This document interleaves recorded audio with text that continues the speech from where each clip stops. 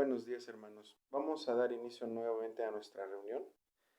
Eh, Les agradecemos la atención que prestan, que brindan, y también la dedicación que han tenido y compromiso de seguir a través de las redes sociales, seguir nuestros tiempos o nuestros momentos o nuestras reuniones que tenemos. Eh, Solamente les recordamos que como iglesia los días miércoles estamos teniendo reunión de oración de 10 a 11 de la noche.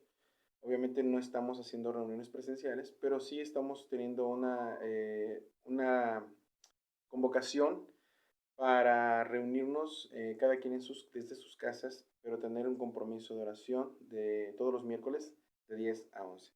Así que a todos ustedes que nos están siguiendo, si también quieren a unirse con nosotros, les invitamos y que también nos hagan llegar sus peticiones, si así los tienen. De hecho, los números de teléfono aparecen a través de nuestro canal de Facebook y bueno, pues ahí a través de ese número telefónico pueden hacernos llegar también las peticiones. Bueno, vamos a dar inicio y vamos a hacerlo en el Evangelio según San Mateo, capítulo 14, versículo 22 al 33. Y después hacemos oración. Si ya lo tienen, San Mateo capítulo 14, versículo 22 al 33. Dice así, enseguida Jesús hizo que los discípulos subieran a la barca y fueran delante de él a la otra orilla, mientras él despedía a la multitud. Después de despedir a la multitud, subió al monte a solas para orar, y al anochecer estaba allí solo. Pero la barca estaba ya a muchos estadios de tierra, y era azotada por las olas, porque el viento era contrario. Y a la cuarta vigilia de la noche Jesús vino a ellos andando sobre el mar. Y los discípulos, viéndole andar, subió al mar y se turbaron y decían, este es un fantasma. Y de miedo se pusieron a gritar. Pero enseguida Jesús les habló diciendo, tened ánimo, yo soy, no temáis. Y respondiéndole Pedro dijo, Señor, si eres tú, mándame que yo vaya a ti sobre las aguas. Y él dijo, ven. Y descendiendo Pedro de la barca, caminó sobre las aguas y fue hacia Jesús. Pero viendo las fuerzas del viento, tuvo miedo y empezando a hundirse, gritó diciendo, Señor, sálvame. Y al instante Jesús, extendiendo la mano, le sostuvo y le dijo, hombre de poca fe, ¿por qué dudaste? Cuando ellos subieron a la barca, el viento se calmó. Y entonces los que estaban en la barca le adoraron, diciendo, en verdad eres hijo de Dios. Oremos. Padre eterno, te damos muchas gracias y te pedimos que tengas misericordia nuevamente de nuestras vidas y que nos dirijas por medio de tu palabra y nos enseñes y también nos edifiques a través de tu misma palabra, Señor, ya que también, Señor, necesitamos alimento espiritual y deseamos esta palabra y deseamos siempre, Señor, la palabra como si fuéramos niños recién nacidos. Ahora ayúdanos a tener, Señor, esa docilidad y también la humildad, disposición para escuchar tu palabra y también seamos edificados por tu Espíritu Santo para entender cada implicación de este pasaje. A saber que tu palabra prosperará en nuestro corazón y harás prosperar nuestra vida. Al mismo tiempo, la paz de Cristo morará en cada uno de nosotros. Te damos gracias infinitamente en el nombre de Cristo Jesús. Amén. Bien. Pues mis hermanos, vamos a comenzar con nuestra enseñanza. De hecho, ¿cuántos de nosotros hemos a lo mejor estado en alguna tormenta o en tempestad? Y me estoy refiriendo literalmente cuando hay un fuerte aguacero o un torrencial. En lo personal, un servidor sí ha estado en medio de los torrenciales y realmente es muy alarmante. Eh, Creo que nosotros debemos pensar como cristianos, ¿quién no ha pasado por momentos turbulentos? Como creyentes debemos meditar en esto. ¿Quién de nosotros no ha pasado por momentos turbulentos? Bueno, yo creo que todos nosotros hemos pasado por momentos turbulentos. A manera de introducción, quiero decir una corta frase. Las tormentas de la vida no son agradables, pero sí son necesarias. Vuelvo a repetir, las tormentas de la vida no son agradables, pero sí son necesarias. Por eso, hermanos, nuestra seguridad está en Cristo. Ese es el tema del día de hoy. Nuestra seguridad está en Cristo. Y hoy vamos a dividir este pasaje en 4 secciones. Y en una de esas secciones es que vamos a considerar la iniciativa de Jesús, la iniciativa de Cristo nos da seguridad. Número 2, la soberanía de Cristo nos da seguridad. Número 3, la identidad de Cristo nos da seguridad. Y número 4, la salvación de Cristo nos da seguridad. Y eso lo vamos a ver durante este pasaje en 4 partes.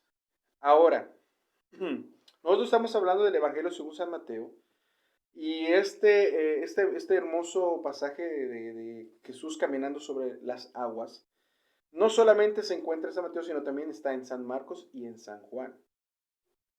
Ahora, en este pasaje del Evangelio según San Mateo, es que el evangelista Mateo da a conocer a Jesucristo como el Mesías. Escribe precisamente a los judíos. Y al escribirle a los judíos, él da a conocer que Jesucristo es el Rey de Reyes y Señor de Señores, y presenta en este Evangelio a Cristo como el Rey y como el Mesías, el prometido. Ahora,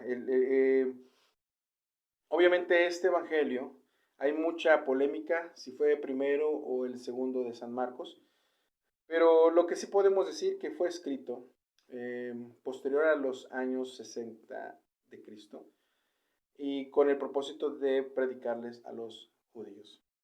Ahora, teniendo esto presente, vemos en este pasaje, hay un contexto tremendo. De hecho, en el contexto anterior, a los versículos anteriores a este pasaje, nosotros estamos viendo a Jesucristo siempre tomando la iniciativa. De hecho, si ustedes recuerdan, el jueves habíamos tomado un devocional donde veíamos que Jesús le había preguntado a Felipe y le dijo a Felipe que dónde podíamos comprar pan para darle de comer a esta multitud, porque eran 5,000 hombres aproximadamente, no contemplando las mujeres y los niños, porque esa era la costumbre de los judíos, contabilizar solamente a los hombres. Y por eso se decía que eran 5,000 hombres.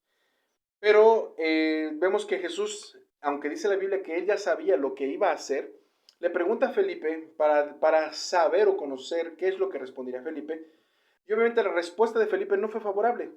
Cuando Jesucristo le pregunta eso a Felipe, es porque Jesucristo no quería saber lógicamente dónde podían conseguir pan cerca de ahí, en las provincias cercanas.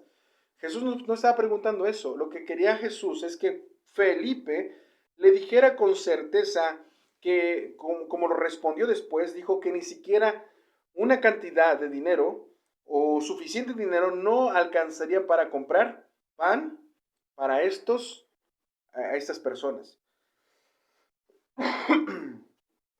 Entonces, al decir eso Felipe, que no habría suficiente dinero para comprar pan cerca de las aldeas o cerca de las provincias, entonces lo que quería Jesús es que Felipe, en primer lugar, pudiera renunciar a las posibilidades y a las capacidades que él pudiese haber tenido, o posibilidades de encontrar pan cercano en las provincias cercanas, pero que pusiera su mirada en Jesús y dijera, realmente tú eres quien sostienes en nuestra vida, así que eres tú quien debes hacer algo, o eres tú realmente quien debes realizar un acto de misericordia, un acto de bondad, o un milagro, deberías hacer un milagro, como lo hemos visto anteriormente que has hecho. Pero Felipe no dijo eso. De hecho, Andrés aún así dice la Biblia que en otro pasaje dice, en este mismo contexto, que en otro evangelio dice que Andrés menciona que el desayuno de un muchacho, lo que eran 5 panes y 2 peces, no alcanzaría para alimentar tan grande multitud. Otro discípulo que ni siquiera había sido confrontado por Jesús, pero bueno, se mete en la plática y él comienza a decir que nuestras posibilidades están saliendo del contexto. Entonces, pero tampoco dijo que Jesucristo podía realizar algo. Es por esta razón que vemos que Jesucristo toma la iniciativa, porque él mismo dice en el versículo, en el capítulo, en el Evangelio según San Juan, él dice que aunque Jesús ya sabía lo que iba a hacer, que solamente estaba probando la vida de Felipe, entonces podemos ver que Jesucristo está tomando continuamente la iniciativa para enseñar a sus discípulos. Y quiero que presten por favor atención en ese pasaje, porque es en el contexto, ¿sí?, que viene ahora este pasaje, hablando Jesús, porque inmediatamente dice la Biblia que lo querían hacer inmediatamente rey, un rey mesiánico, un mesías político que les quitara o los sacara del yugo del Imperio Romano. Entonces, por eso Jesucristo, al ver que la multitud cavilaba a hacerlo rey y postularlo como rey de Israel, obviamente eso era como a provocar un alboroto, y Jesús lo que quería evitar era eso, que se produjera un alboroto que obviamente no fuera necesario, porque Jesucristo no vino a provocar alborotos, aunque obviamente las acciones que él realizaba desconcertaban mucho y provocaba quizás conflictos, pero no era el propósito de Cristo provocarlos, sino que se fueron dando los conflictos porque existe una lucha, obviamente, una lucha en nuestra naturaleza pecaminosa contra la santidad de Dios. Y por lo que vemos aquí, es que Jesús inmediatamente al saber que lo querían postular como rey mesiánico, inmediatamente lo que hace es obligar, oigan bien, la palabra obligar, y eso aparece en el griego, porque lo vemos en el versículo 22, dice que enseguida hizo, la palabra hizo es obligar, él obligó a los discípulos a subir a la barca y trasladarse de un punto a otro punto, o sea, de un extremo del lugar donde ellos estaban a otro extremo. Y dice que los obligó a subir inmediatamente a la barca para salir de ahí, puesto que no querían, en primer lugar, no quería Cristo que sus discípulos fueran influenciados, acosados y susceptibles a la ideología que estaban fomentando en aquel tiempo la gente. Jesús lo que quiso hacer es evitar que estos mismos discípulos participaran de estos pensamientos que estaban planeando precisamente para postular a Jesús como solamente un Mesías político, como un hombre común y corriente. Obviamente para aquellos tiempos era una personalidad, pero Jesús no quería eso. Y aparta a sus discípulos y obviamente les dice, retírense. Ahora, pero recuerden que aquí las palabras, quien toma la iniciativa es Jesús, y después dice Jesús que toma la iniciativa también de despedir a la gente, primero a sus discípulos y luego a la gente, pero es aquí donde vamos a ver nuestra primera división. Y entonces hoy vamos a ver en esta primera división la iniciativa que toma Jesús. En todas las cosas, Jesús toma la iniciativa y debe tomar la iniciativa. Debe tomar la iniciativa en salvarnos, en perdonarnos, en enseñarnos, en edificarnos, en darnos crecimiento, en proporcionarnos la fe. Es Jesucristo en todo momento es quien toma la iniciativa. Jesucristo ha tomado en todo momento la iniciativa sobre nuestra vida. Y eso quiero que lo aprendas, hermano, por favor. Es Jesucristo quien toma en nuestra vida siempre la iniciativa. Y dice que, vamos a ver los primeros dos versículos de San Mateo capítulo 14, versículos 22 y 23. Dice, y enseguida hizo que los discípulos subieran a la barca y fueran delante de él a la otra orilla, mientras él despedía a la multitud, y después de despedir a la multitud subió al monte a solas a orar, y al anochecer estaba allí solo. Entonces vemos que Jesús toma, aquí hay dos cosas donde Jesús toma la iniciativa. La primera es donde hace despedir a sus discípulos, inmediatamente los aleja de la multitud para que ellos no formen parte de la revuelta que pudieran haberse provocado. Así que asegura a sus discípulos, miren nada más cómo hace el Señor, asegura a sus discípulos para que no sean participantes de esto, ni tampoco se vean influenciados por esta ideología de que Jesucristo fuese postulado como el rey de Israel o como gobernador o Mesías político. Y número dos, es como Jesús toma la iniciativa, obviamente, de tomar un tiempo a solas con su Padre Celestial. Jesús toma iniciativas aún para estar a solas con su Padre Celestial. Después de tener una agenda tan ocupada, no es como nosotros realmente cuando tenemos una agenda ocupada o tenemos demandas en la vida, lo único que a veces requerimos es descansar. Pero no hemos tomado en consideración este maravilloso principio o un principio bíblico acerca de después de tener un día de desgaste, un día cansado, de venir a los pies de Cristo y por lo menos hacer lo que también, o más bien lo necesario, hacer lo que también Jesús hizo, de venir a los pies y tomar y reunirse o relacionarse con su Padre Celestial, porque dice que ya era el anochecer, que Él tomó un lugar reservado para orar. Así que toma la iniciativa despidiendo a sus discípulos, los asegura a ellos, despide la multitud y se aleja al mismo tiempo de la multitud para estar un momento, un tiempo a solas con su Padre Celestial. Ahí toma inmediatamente la iniciativa de relacionarse urgentemente después de un día tan agitado con su Padre Celestial. Y voy a repetir, hermanos, usted y yo deberíamos hacer lo mismo. Teniendo un día agitado como creyentes y seguidores de Jesús, deberíamos también meditar y descansar. Después de haber tenido tantas ocupaciones, después de haber tenido tantos desgastes, es necesario venir y relacionarse con nuestro Padre Celestial, porque déjeme decir una cosa, Jesucristo había tenido cierto desgaste y había estado en un momento de crisis, puesto que controlar una multitud, obviamente, vuelvo a repetir, nosotros lo veríamos súper imposible o demasiado imposible.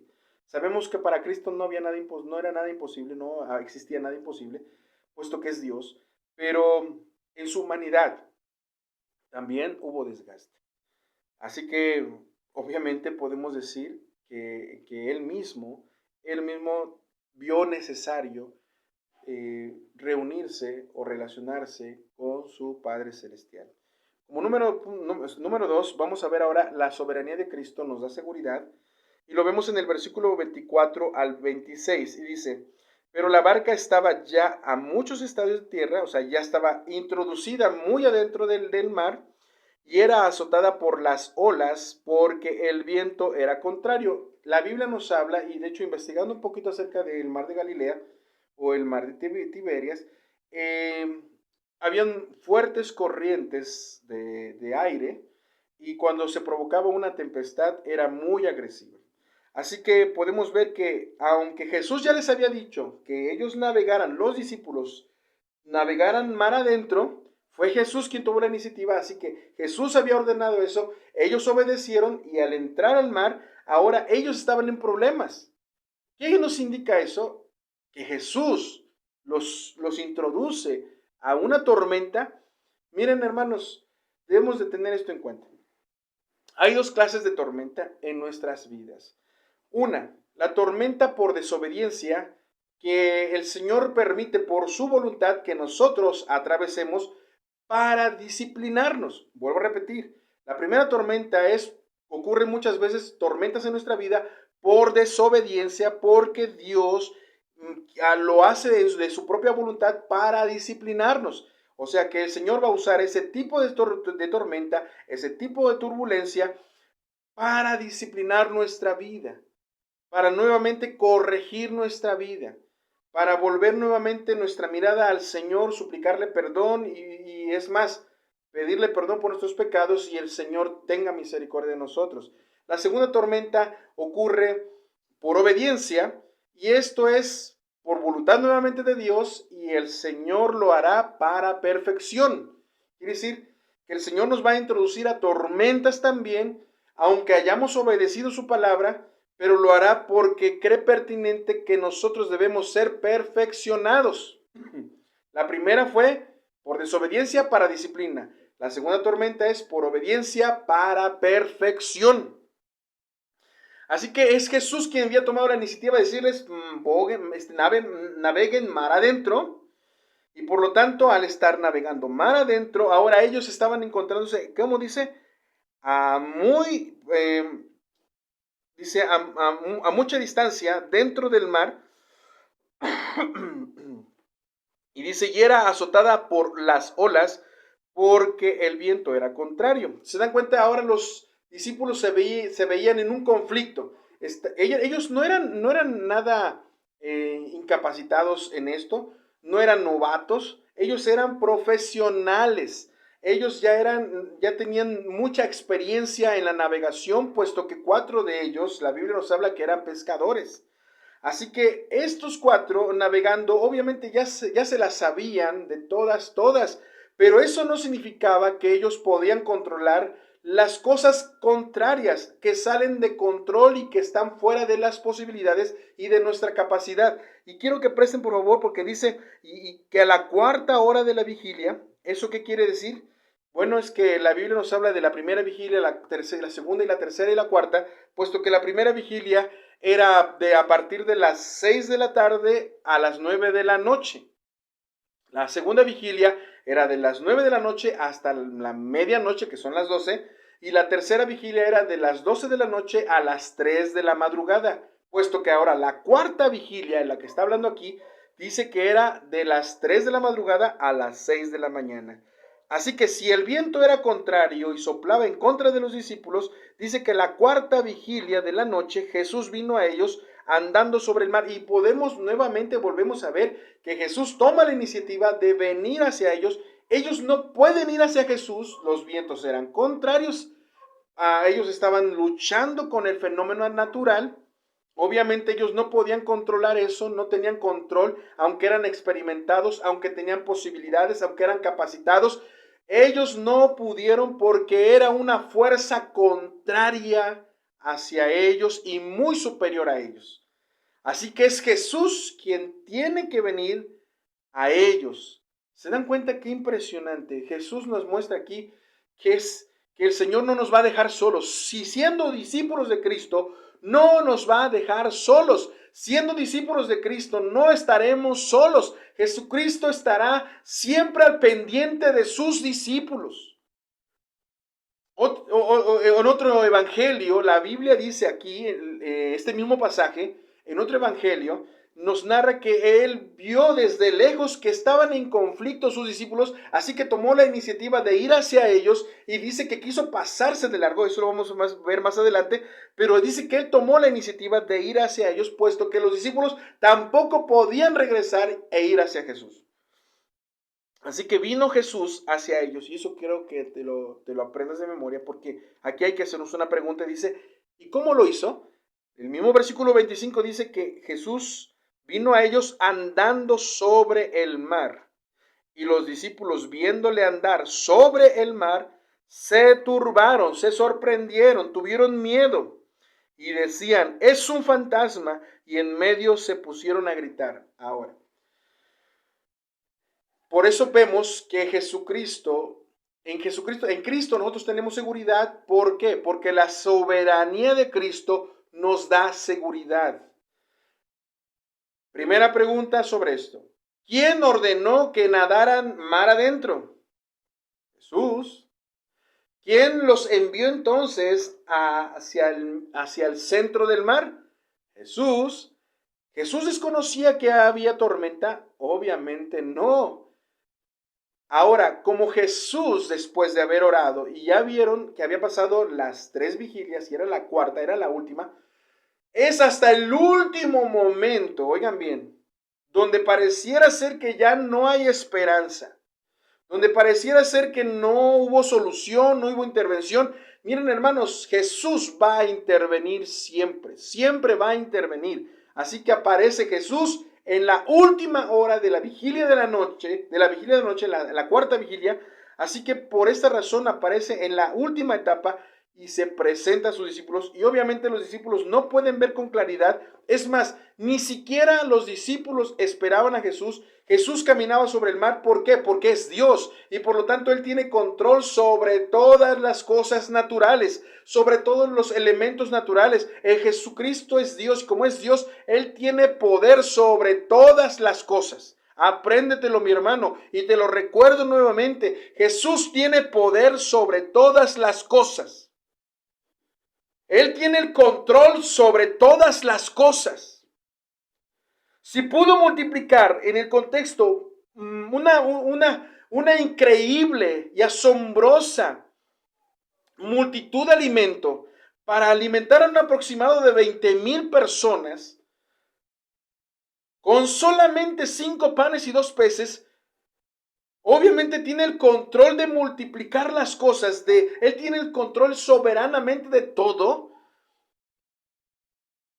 Y Él nos muestra que en su omnisciencia sabía que sus discípulos iban a estar en una tormenta y allá los envió. ¿Por qué los envió? Porque al obedecer ellos, el Señor quería perfeccionarlos.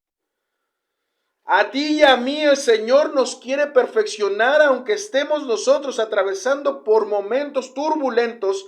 Sabemos que no es fácil, pero es necesario pasar por momentos turbulentos. ¿Por qué? Porque son sumamente necesarios para nuestra perfección. Hermanos, tener fe, eso lo vamos a ver un poquito más adelante, no solamente es creer a pesar de la evidencia. Sí, quiere decir que tener fe no es creer solamente, no es creer a pesar de que nosotros veamos que hay evidencia, que algo sucedió, que nosotros tuvimos fe, pero algo sucedió. Bueno, no solamente es eso. Tener fe es obedecer y creer a pesar de las consecuencias. Hay mucha gente que dice, tengo fe, inmediatamente dice, al tener fe, las cosas se presentan de una forma exitosa y dicen, lo sabía que iba a ser así.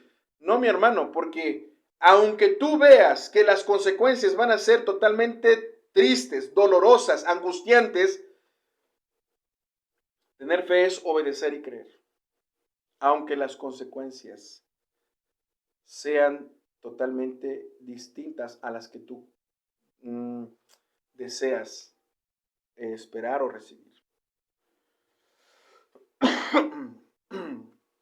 Así que hay mucha gente que hoy en día dice, si me pasa algo, o si me pasa algo así como lo que le pasó a fulano, yo me muero. Déjeme decirte algo, mi hermano. ¿Quién te ha mantenido hasta aquí, hasta ahora? Piensa en eso. ¿Quién te ha mantenido y quién te ha tomado de la mano y quién te ha cargado y quién te ha traído hasta aquí? ¿Quién? Así que antes de que tú digas, es que si a mí me pasara eso, yo me muero, piensa primero, ¿quién te ha sostenido? Así que Jesús camina sobre el mar porque es Dios, tiene el control de todas las cosas. Se presenta a sus discípulos, se dan cuenta que sus discípulos no tenían presente a Jesús. Es más, no estaban pensando en Jesús, no lo estaban esperando tampoco. Y así nos pasa también a usted y a mí y a cada uno de nosotros que somos creyentes. Muchas veces por el miedo, por el momento de turbulencia, por el momento de tempestad, por el momento de esa crisis y de tribulación, nos olvidamos de Jesús, no tenemos presente a Jesús aquí, nos olvidamos de la imagen de Jesús, nos olvidamos de sus atributos, de su carácter santo y maravilloso, que no lo tenemos en nuestra mente y solamente creemos muchas veces, como ellos decían, veían un fantasma. ¿Y por qué dicen que ellos veían un fantasma? Déjenme decir que la palabra aquí fantasma en el griego habla de un espíritu.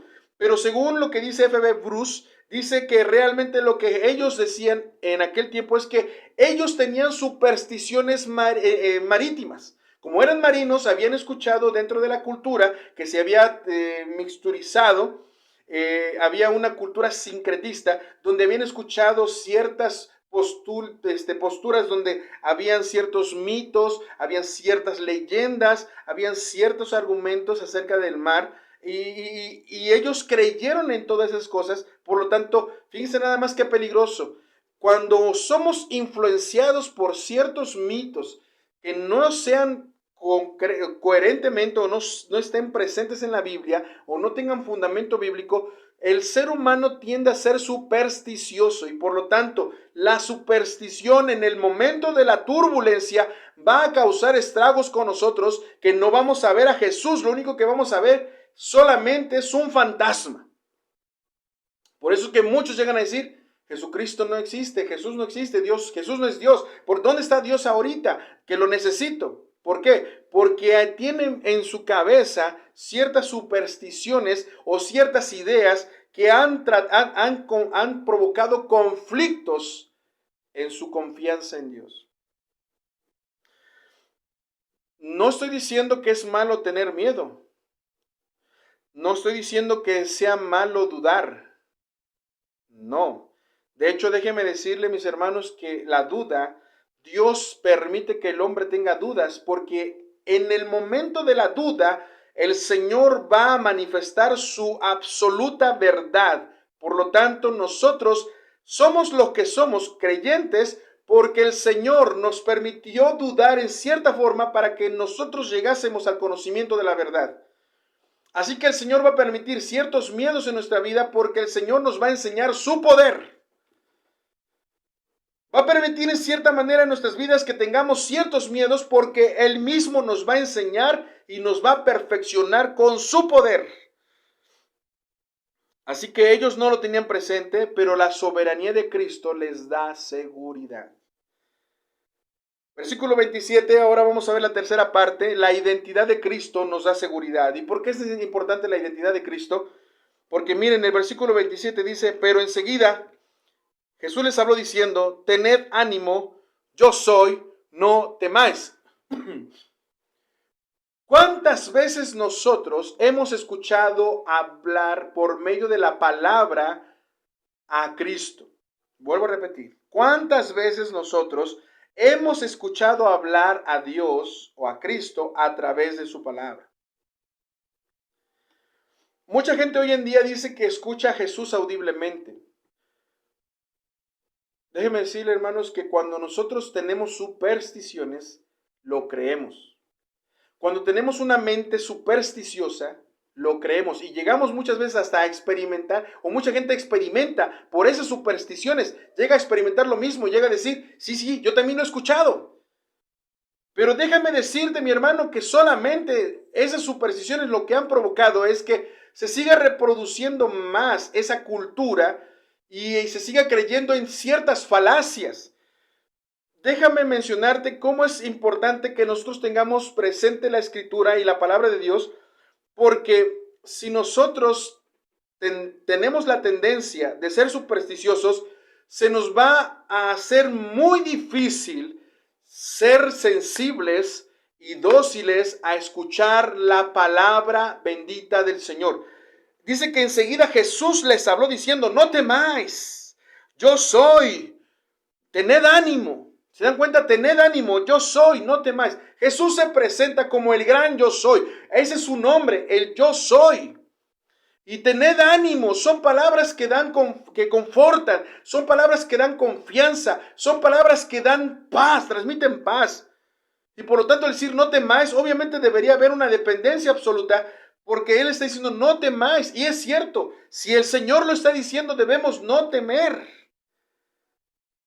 Pero ni los discípulos, ni siquiera el siguiente personaje consideró eso. Vean nada más lo que dice. Y respondiendo Pedro dijo: Señor, si eres tú, mándame que yo vaya a ti sobre las aguas. Pedro no identificó, Pedro no pudo identificar, pero eso sí dijo: si eres tú, pide que yo vaya. Pedro no estaba seguro de que fuera Jesús. Él quería estar seguro que era Él. Si Él había hablado, ¿se dan cuenta cómo supersticiones provocan estragos en nuestra cabeza, nos hacen débiles.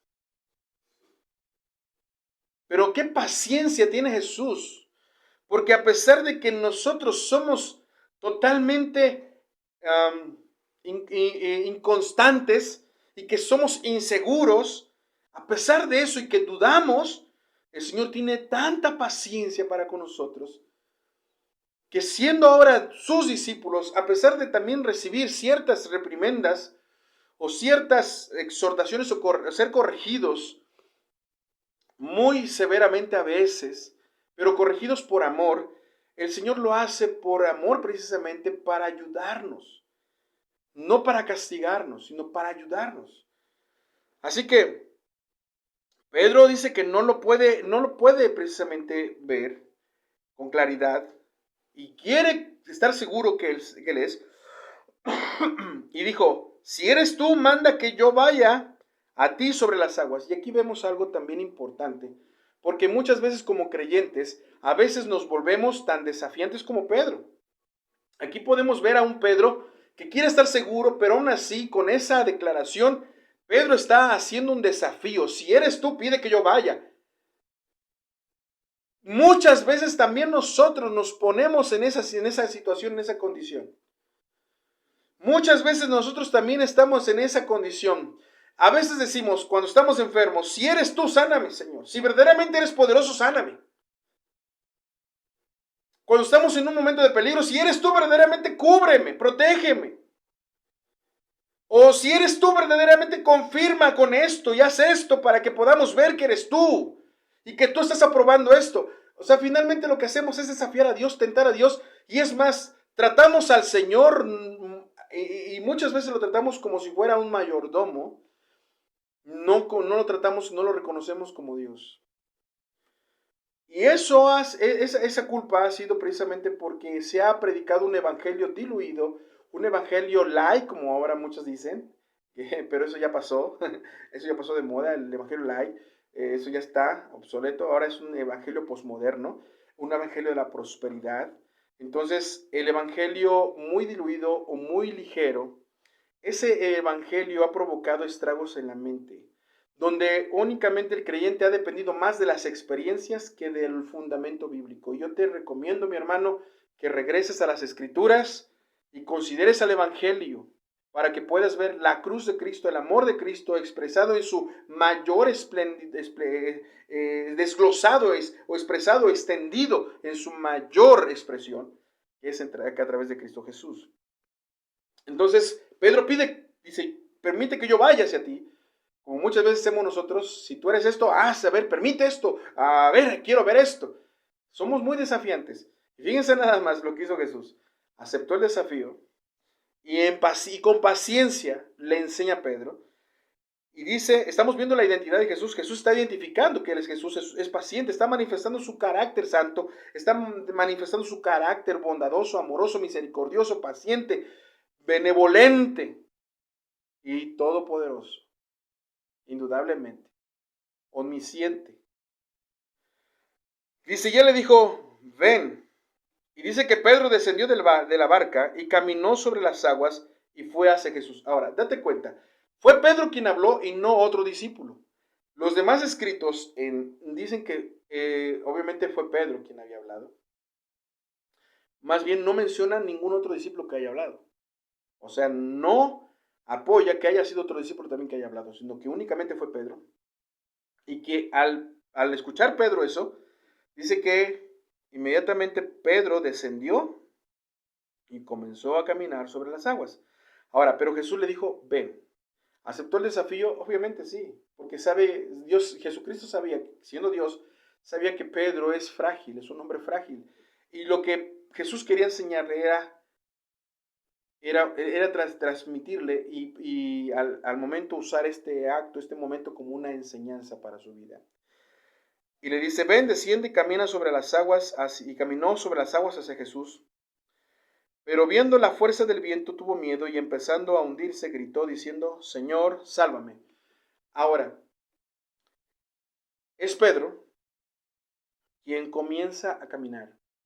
Ningún hombre en toda la historia de la raza humana ha caminado sobre las aguas.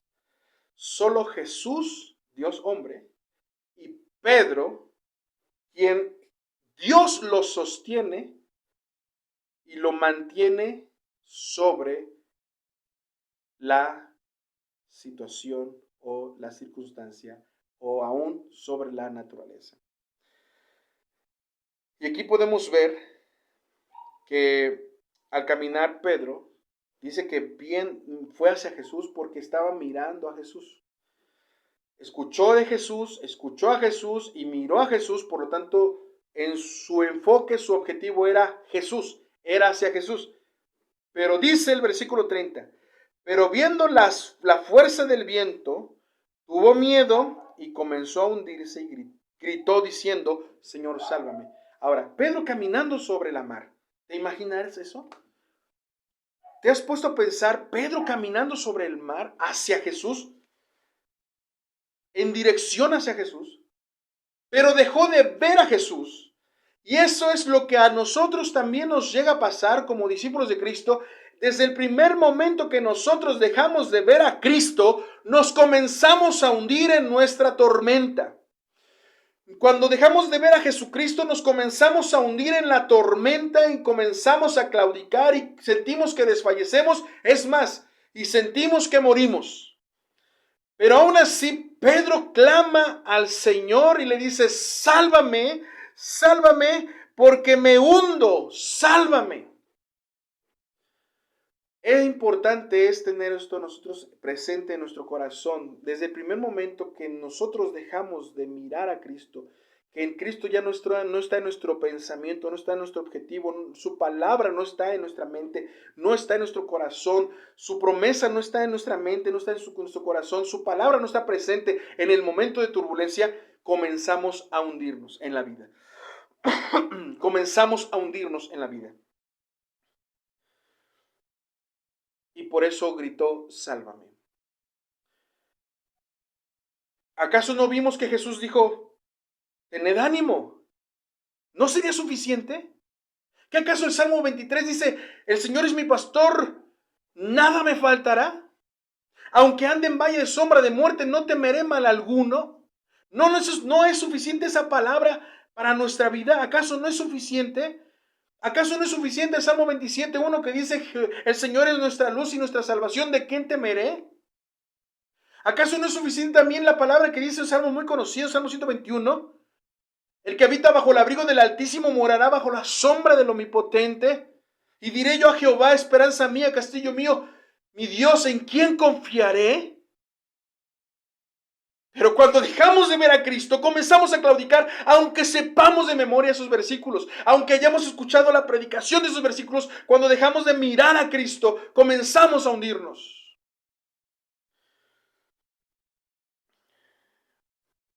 ¿Por qué comenzó a ver Pedro la fuerza del viento y no la fuerza y el poder de Cristo?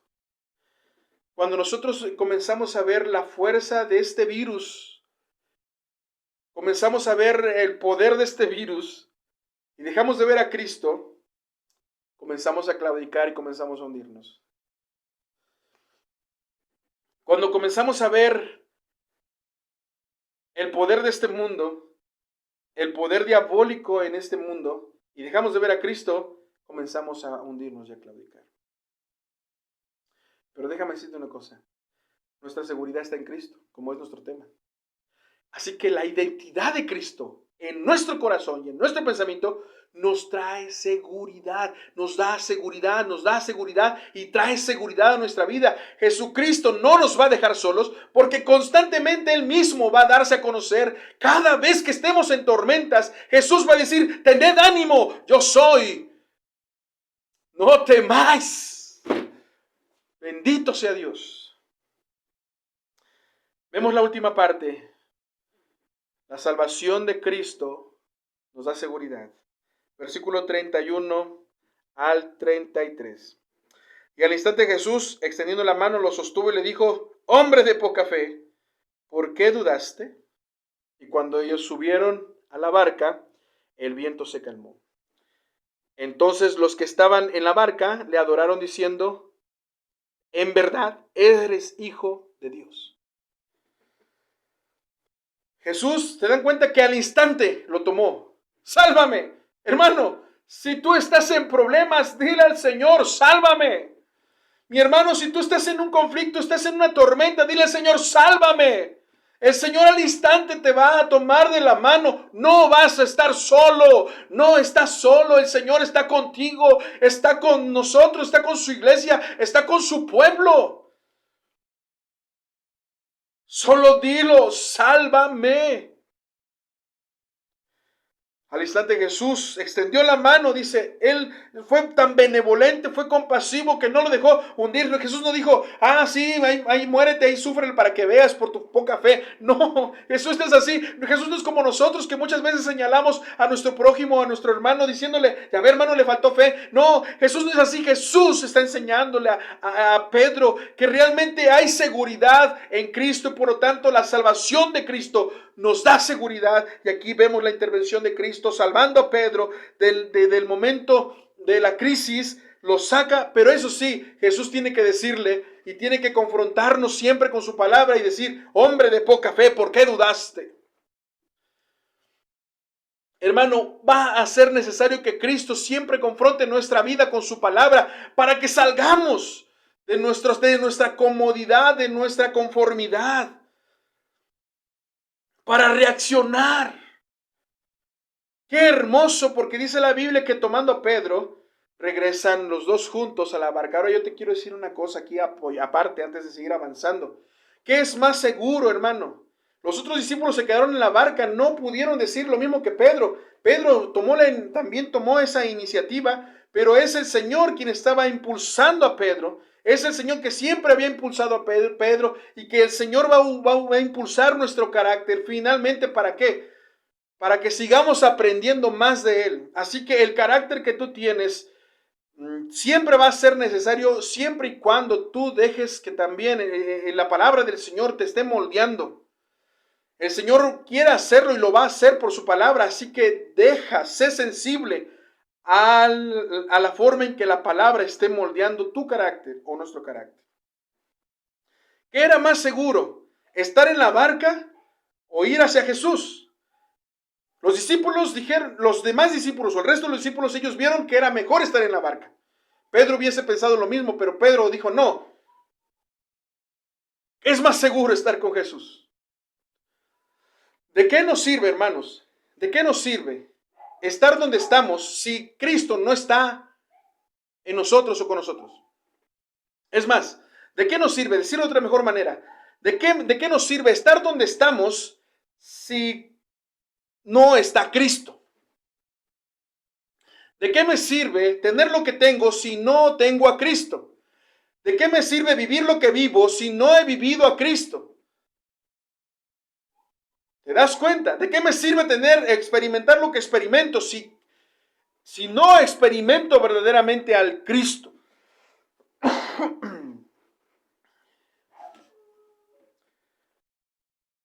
Entonces, Pedro vio más seguro estar con Cristo.